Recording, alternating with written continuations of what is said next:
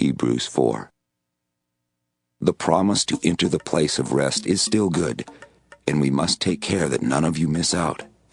We have heard the message just as they did, but they failed to believe what they heard, and the message did not do them any good.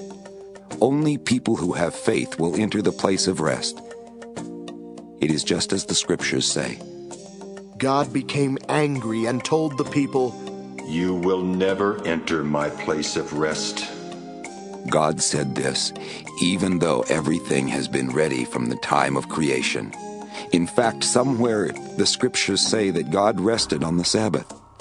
We also read that he later said, "You people will never enter my place of rest."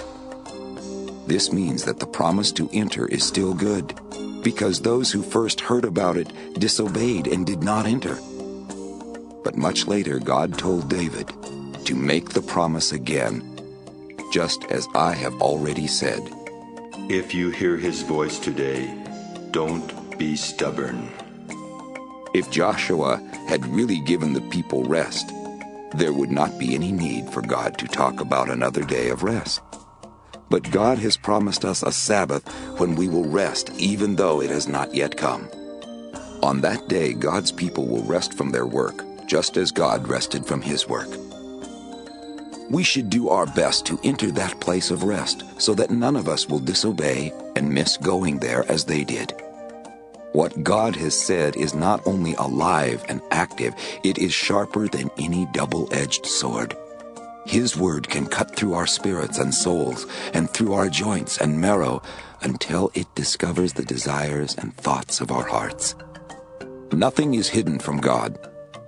He sees through everything, and we will have to tell him the truth. We have a great high priest who has gone into heaven, and he is Jesus, the Son of God. That is why we must hold on to what we have said about him. Jesus understands every weakness of ours because he was tempted in every way that we are, but he did not sin.